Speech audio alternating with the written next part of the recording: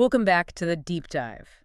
I have to tell you, I spent most of last night sitting at my kitchen table with the stack of notes you sent over for this one, and I honestly didn't know whether to be excited or terrified. Well, that's usually the sign of a good deep dive. I mean, if it doesn't unsettle you a little bit, we probably aren't digging deep enough. No, seriously. You know how usually when we pick up a topic involving ancient history or religious texts, we have a certain, let's call it a cultural expectation. Right, we expect the standard narrative. Exactly. We expect a bedtime story. We expect the Sunday school version, you know, the drill. Miracles and magic staffs and villains who are just cartoonishly evil, and heroes who have basically superpowers. It's the comforting version of history. It's folklore. It sits in that part of our brain that really loves a good once upon a time. It's familiar and it's nostalgic, but and this is the key point for today, it often leaves the intellect completely starving. It really does. It's intellectually safe. But today we're taking that entire playbook, we're lighting it on fire and throwing it out the window. I like the sound of that. We are looking at a stack of notes and transcripts based on the work of the scholar Ghulam Ahmed Perwez. And let me tell you, this does not read like a religious sermon. This reads like a classified political science dissertation mixed with a revolutionary manifesto. That is a very apt description, actually. What we are doing today is taking a systems-level analysis of a very specific section of the Quran. We're looking at Surah al-Baqarah specifically, verses 49 through 52. Okay. And the mission here is to strip away the supernatural gloss. We want to strip away the magic and look at the hard sociological machinery underneath. So we're talking about the story of Moses, Musa, and Pharaoh. But in this reading, Pharaoh isn't just a guy with a snake on his hat and a bad attitude. Not at all. He's a symbol for a specific replicable type of political oppression. And the parting of the sea, it's not magic. It's high-level military strategy. Precisely. The core argument of our source material here, Perwez's work, is that if these stories were just fairy tales about magic that happened once 3,000 years ago and can never happen again, well, they wouldn't be useful. They wouldn't be a blueprint. Right, because I don't have a magic staff. If the solution to my problems is wait for the ocean to split in half, I'm basically doomed. Exactly. Perwez argues that for the Quran to be an uswa, which is a model or guidance for humanity, the events it describes must be based on immutable laws. They have to be based on cause and effect. They have to be grounded in reality. Yes. So this narrative is actually a rigid, replicable formula for the rise and fall of nations. It's about how tyranny is built, how it mechanically crushes the human spirit, and exactly how liberation happens. I love that. It's moving from once upon a time to here is the instruction manual for dismantling a dictatorship. So let's dive right in. Let's do it. The sources talk about three major mind shifts we need to make to understand this. The first one is about the villain. We always think of Pharaoh as the big bad wolf, but the source says he wasn't working alone. No dictator ever does. You cannot run a totalitarian state with just one man, no matter how charismatic or brutal he is. This is the first pillar of the analysis, the architecture of tyranny. Okay. The source describes a triad of totalitarian oppression. It's a three-headed monster. You cannot have a pharaoh without the other two heads. Let's unpack this triad. Head number one is obviously Pharaoh. But even here, the source makes a really interesting point about the name Pharaoh itself. It's not actually a name, is it? No, it's not. And that's a crucial distinction that often gets lost. Pharaoh's a title. It's just like Caesar for the Romans or Khosrow for the Persians or Tsar for the Russians. Oh, okay. The source explains that Pharaoh specifically relates to the concept of the avatar of the sun god, or Rana. But functionally in this sociological framework, it represents the institution of Malukia. Malukia, let's break that down for the listener. That's political despotism. Correct. It represents the brute force of the state, the monarchy, the police state, the military apparatus, the executive branch that has essentially gone rogue. It's the coercive power. Yes, the power that can physically lock you up, confiscate your property, or kill you. So Pharaoh is the guy with the whip. He's the muscle. He is the muscle. But here is where the analysis gets fascinating. The source argues that brute force alone is actually very expensive and very unstable. How so? Think about it rationally. To control a population solely through fear and violence, you need a soldier on every street corner. You need a spy in every house. You'd run out of money. Exactly. You need to constantly pay these enforcers or they will turn on you. It's a logistical nightmare. A smart tyrant knows that you can't hold a whip over everyone's head 24 hours a day. You need something else to keep the people quiet. You need them to police themselves. And that's where the second head of the monster comes in. The source calls this the priesthood. Represented in the narrative by the figure of Haman. Now, most people know Haman as the vizier or the advisor. But in this sociological framework, Haman isn't just a guy. He personifies the institution of religious manipulation or theocracy. The source used a pretty strong word for this. It called this role the opium of the masses. And I know that's a Marx quote, but Parwez seems to be using it in a very specific structural way here. He is. The function of the priesthood or Haman is to anesthetize the people. Look at the dynamic. The king is beating you, he is taxing you, he is oppressing you. My natural human reaction is anger. Exactly. Yeah. You want to rebel, you want to fight back against the injustice. It's fight or flight. But then Haman steps in, and Haman doesn't have a whip. He has a sermon, he has the holy robes. He steps in and says, "No, my child, calm down. This poverty, this suffering, it is not injustice, it is fate, it is destiny, it is God's will." That is insidious. So Haman's job is to convince me that my misery is actually spiritual, so I don't blame the guy on the throne. Exactly. He shifts the blame from the palace to the heavens. He tells you that your suffering is a test, or it's karma, or it's just how the universe is ordered. And to fight against it is to fight against God. Wow. It paralyzes the will to resist. If you believe your oppression is divinely ordained, you don't fight it. You endure it. You wait for the afterlife. It's the ultimate psychological weapon. Pharaoh breaks your legs, and Haman hands you a crutch and tells you it's a blessing. Perfectly put. So you have the brute force and the mind control, but there's a third head. And honestly, this one feels the most modern to me. The third head is Korun, known in the biblical tradition as Korah. Yes, Korun. He represents predatory capitalism or economic exploitation. The wealth hoarders, the oligarchs. The ones who control the resources. The source argues that his function in the triad is to starve the people. It's about creating such deep economic dependency that the common people on ice cannot afford the luxury of a revolution. It's the living paycheck-to-paycheck trap, but on a national scale. It is weaponized poverty. If you're worried about where your next meal is coming from, if you're working 18 hours a day just to buy bread, you do not have the mental bandwidth or the physical energy to plan an uprising. You are too busy surviving. Exactly. You're entirely consumed by survival. This is a terrifyingly complete system. The notes put it so clearly. The king coerces you, the capitalist starves you, and the priest numbs you. And the key insight here is that they are structurally distinct, but operationally a single entity. They collude. The capitalist funds the king's army. The king protects the capitalist's monopolies. And the priest legitimizes both of them. It is a closed loop. The priest says God chose the king to rule, and God blessed the capitalist with wealth. So who are you to question it? And the source argues that this wasn't just true for Egypt 3,000 years ago. It's everywhere. This is the diagnosis of every totalitarian regime in history.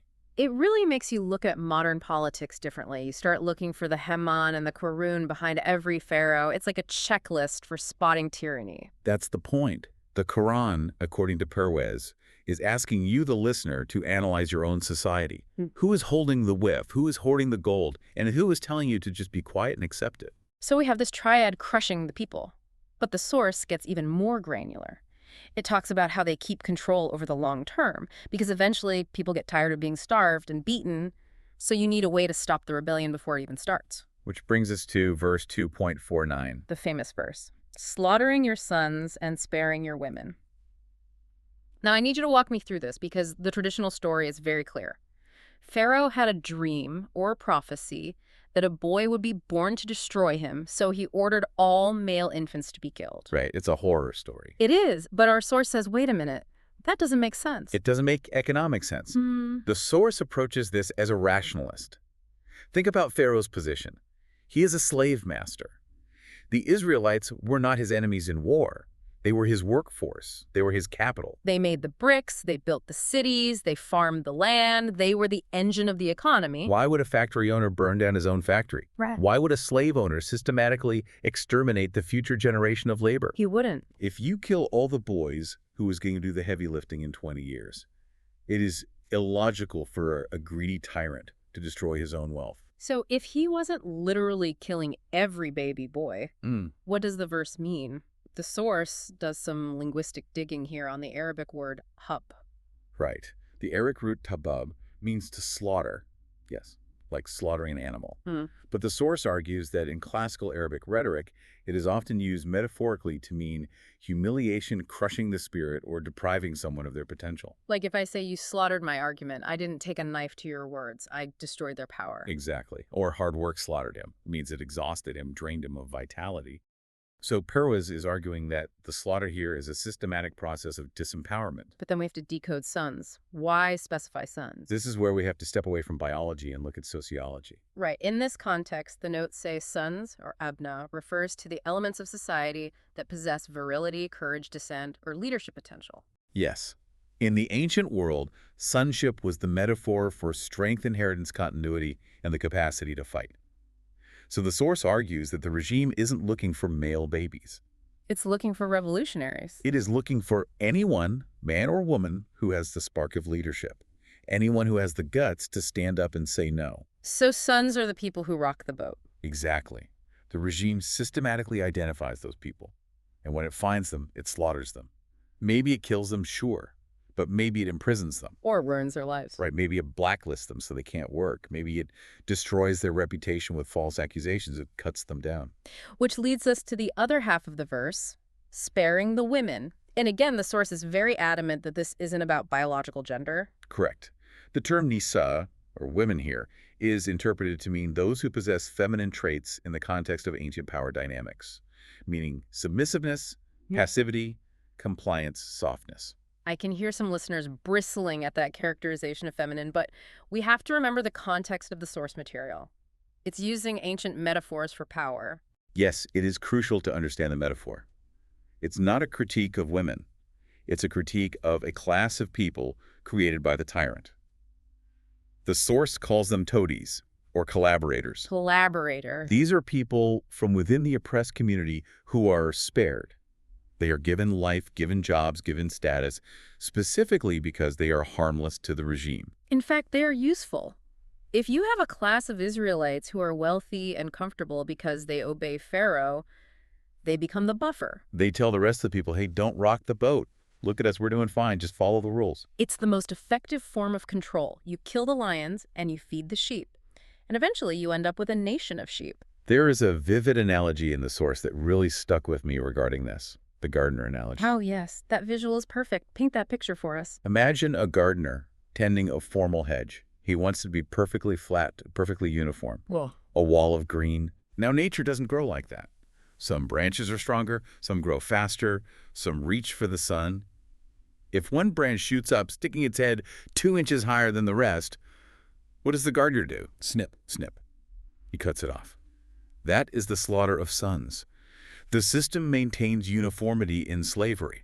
It cannot tolerate anyone standing taller than the rest. It cannot tolerate excellence that isn't in service of the state. Exactly. And the branches that stay low, the ones that grow sideways and tangle together in the dark. They get water. They get fertilizer. They are spared. Yeah. They are allowed to live because they fit the mold. It's social engineering on a massive scale. You are literally breeding a nation of followers by weeding out the leaders. And that explains why, even when the oppression is heavy, revolutions are so rare. The triad has been pruning the resistance for generations. The people who would have led the revolution were slaughtered before they could even organize. So let's look at the situation. You have a population that has been pruned into submission. They're up against a massive military, industrial, religious complex, the triad. They have no weapons, no money, and no leadership structure because all the leaders have been snipped. Right. How do they possibly get out? This brings us to part 3, the Great Escape. Verse 2.50, the crossing of the sea. A famous crossing. Now, I'll be honest, I was raised on the movie version. We all were. Charlton Heston, the staff, the wind-blowing walls of water, hundreds of feet high, walking on dry coral, and then crash, Pharaoh drowns. It's the ultimate miracle. It's God pressing the win button. But Perwez, our source author, says, hold on, if that's what happened, it's a great story, but it's a terrible lesson. That is a bold claim, isn't it? But follow his logic.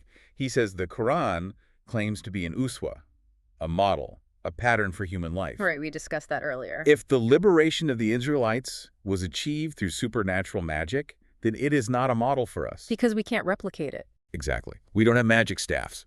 We can't part the Atlantic Ocean. If we were oppressed today and our strategy is wait for a miracle, that is a strategy for suicide. That is exactly what Haman wants us to do. Wait for divine intervention while we rot in chains. So for this story to be a blueprint, the escape has to be rational. It has to follow natural law. The source argues that God's way of helping humans is by teaching them how to align with natural laws, not by breaking them. So let's get scientific. How does the source explain the crossing without magic? First, geography. Citing modern research and even the Jewish Publication Society, the source identifies the location not as the deep open Red Sea, but the Sea of Reeds, or Yam Suf. The Sea of Reeds. This is a marshy area near the Suez, closer to the Bitter Lakes. Okay, so it's not the middle of the ocean, it's tidal marshland. That changes the physics immediately. Right, and then the source analyzes the Arabic word used for the state of the sea, Rawan. Rawan. I'm looking at the notes. It translates to a gap or calm. It implies a specific state where a gap opens up, specifically relating to a receding tide where land is exposed. Oh, I see. The mechanism here isn't a magical rupture, it's a massive tidal ebb. The tide goes out, leaving the marshy seabed dry, or yabasan, as the Quran says. So the parting is actually a low tide exposing a land bridge, a temporary path through the mud. A temporary, predictable path. And this is where the difference between Moses and Pharaoh becomes a battle of intellect, not just power. Moses knew the tides. Moses had basira. This is a key concept in the source. Basira means insight, deep knowledge, the ability to see the reality of things. He wasn't just guessing. Moses wasn't just a religious leader, he was a man who knew the terrain. He knew the cycles, he timed the escape perfectly. He led his people to the crossing point exactly when the natural law of the tide was in their favor. So it was a strategic operation. He used data. He used knowledge. And Pharaoh. Pharaoh is described as having ado. Yes, addo. This word implies blind reactive aggression. He sees the Israelites crossing. He sees the open mud. But he doesn't think. He doesn't check the tide charts. He doesn't consider the weight of his chariots versus the density of the mud. He just charges. It's the arrogance of power. He thinks the world bends to his will. He thinks I am Pharaoh. The water will wait for me. Precisely. And that arrogance is his downfall. He marches a heavy mechanized army chariots, armor horses, into a seabed that is essentially drying mud. And we know what happens when you drive a heavy vehicle into mud. You get stuck. Yeah. The Quran uses the term doldol, or implies a quagmire. They get bogged down, their wheels start spinning, they are immobilized, and then what does natural law do? The tide turns. The tide turns, the water returns. It's not a magic ways, it's the inevitable cycle of nature. The army is trapped in the mud, the water rises, and they drown. I love this interpretation because it reframes the victory entirely. It wasn't that God liked Moses better and magically smacked Pharaoh down. No, it wasn't arbitrary. It was that Moses aligned himself with the immutable laws of nature and Pharaoh fought against them. That is the systems level takeaway. Liberation comes from superior knowledge planning and strategy. It comes from understanding how the world works. The tides, the geography, the timing. It shifts the responsibility from waiting for a miracle to acquiring knowledge. It empowers the oppressed. It says, you can beat the tank, but you have to be smarter than the tank. You have to use the environment. Exactly. So they made it. They beat the triad. They crossed the sea. They are standing on the other side free. The oppressor is gone. High fives all around. But the story doesn't end there. It never does. And honestly, this next part is the most frustrating part of the narrative for me. It's the part that makes you want to yell at the book. You're talking about the golden calf. Yes. They literally just saw their oppressors wash away. They are free. Moses goes up the mountain for a few days to get the constitution of their new nation, and what did they do? They regress. They melt down their jewelry and build a cow statue to worship? Why? It seems so stupid. It seems stupid if you think liberation is an event. But Perwez argues that liberation is a process. This brings us to part 4. The psychology of slavery. And it is arguably the most important lesson for any newly liberated nation. Explain it to me, because from the outside it looks like they're ungrateful idiots. It's not stupidity, it's trauma. The source argues that 400 years of slavery destroys the human psyche. It crushes the mind. Think about it. Okay. For centuries, the Israelites were told they were nothing. They were told the Egyptians were superior. They were told the Egyptian gods, often represented by bulls and cows, were the source of all power. That's internalized oppression. Yes. They had lived under the triad for so long that they had internalized the culture of their masters. When Moses, their visionary leader, was gone, they felt exposed. They felt vulnerable. A slave mind cannot function without a master to tell it what to do. That is profound and tragic. They didn't know how to be free. Freedom is scary. Freedom means you are responsible for yourself. Exactly. They wanted something they could see and touch and bow to. Abstract freedom, abstract laws. That was too terrifying. They craved the security of a visible idol. Give us a god we can see. The source connects this to the concept of shirk. Now, usually we translate shirk as polytheism, believing in many gods, but Perwez gives it a much more sociological definition here. He defines shirk through the lens of zulm. Now, zulm is an Arabic word usually translated as cruelty or darkness, but linguistically it means placing a thing where it does not belong, displacement. Okay, so how is building a calf statue displacement? It's about the hierarchy of the universe. The source argues that a human being is the highest form of creation.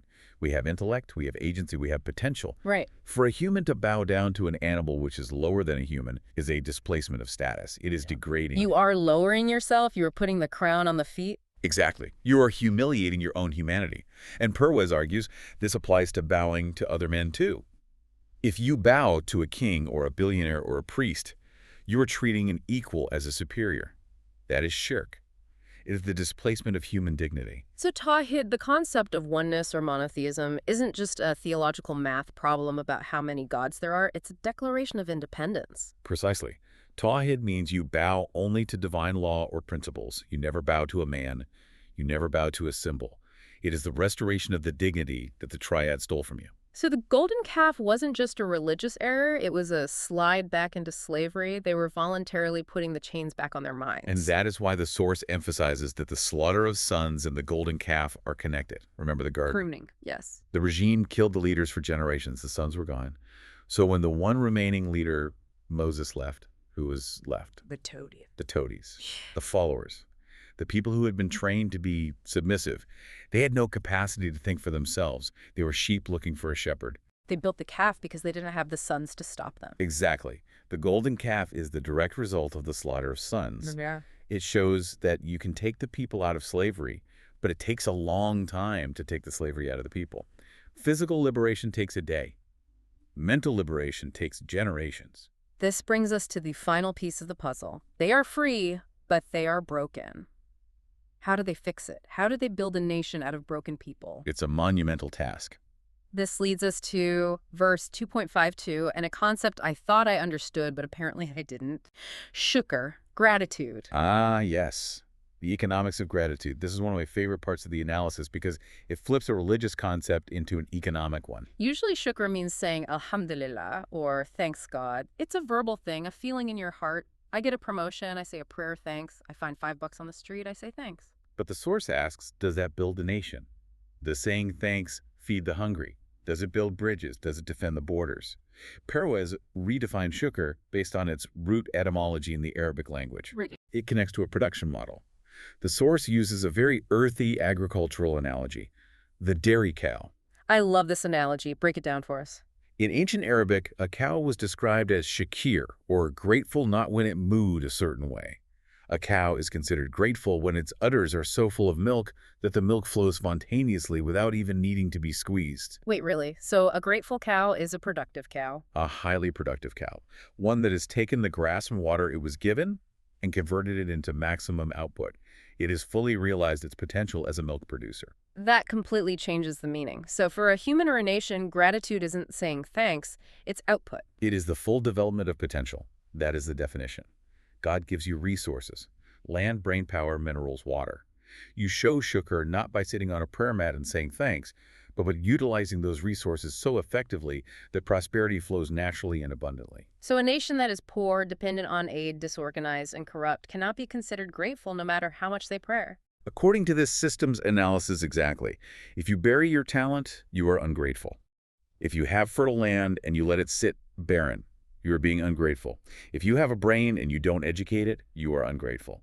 True shukr is maximizing the output of the gifts you are given to benefit humanity. This is a radical shift. It turns the whole religious experience into a productivity engine. It shifts religion from sentiment to result. And it connects back to the beginning. Why did the triad want to slaughter the people with potential? To prevent shukr. Exactly, to prevent the nation from realizing its power.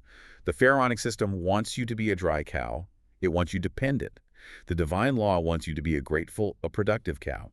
A nation that produces its own food, its own technology, its own thought is a nation that cannot be enslaved. Wow. Okay, let's take a breath and zoom out. Because we have just connected a lot of dots. We started with the architecture of tyranny. Pharaoh Haman Karun, the king, the priest, the capitalist. We saw how they maintained control, not just by force, but by pruning the population, Yeah. killing the leaders and promoting the toadies. We looked at the escape not as a magic show, but as a triumph of knowledge, basira, and strategy over blind aggression ad. We analyzed the trauma of liberation, how the slave mind reverts to the golden calf because it hasn't learned the dignity of Tawhid. And finally, the goal. The destination isn't just freedom, it's shukr, productivity, developing our potential to the max so that we are self-sufficient and strong. That is the blueprint. It moves from oppression to liberation to reconstruction. So expert here is the big question. The so what? Why does this matter to the listener right now on their commute to work today? You know they're not leading an exodus, they're just going to the office. It matters because this isn't history, it's sociology. Perwez argues that these verses describe the inevitable laws of how human societies work. If you look around the world today, you can spot the triad. You can see the collusion between political power, religious or ideological manipulation, and corporate greed. It's happening now. And we can see the pruning. Maybe they aren't killing baby boys, but systems are definitely set up to marginalize dissenters and reward the collaborator. Exactly. But the most empowering part is the solution. The source tells you, the listener, to stop waiting for a miracle. Stop waiting for the sea to part by magic. You have to do the work. If you want to change your condition, you need basira. You need to study the tides of your time. You need to acquire knowledge. You need to understand the system better than the people running it. And you need to cure your own mind of the golden calf. That's the hard work. It's easy to blame Pharaoh. It's hard to kill the slave inside yourself. It is. The source challenges us with that final thought derived from the golden calf incident. Even if you are physically free, are you still mentally bowing to the symbols of your oppressors? Do you still define success by the standards of Karun? Do you still define power by the standards of Pharaoh? Have you truly achieved the dignity where you bow to no human? Or are you still carrying the germs of slavery? That is the question the Quran leaves hanging in the air. And that is a question we are going to leave with you. This has been a fascinating deep dive into a completely different way of reading a text we thought we knew. It's rational, it's challenging, and honestly, it's a little uncomfortable in the best way. Agreed. It forces you to take responsibility for your own liberation. Thank you so much for walking us through this. This was heavy but necessary. And to our listeners, keep digging. Don't settle for the surface level story. There is always a blueprint underneath. We'll see you on the next deep dive.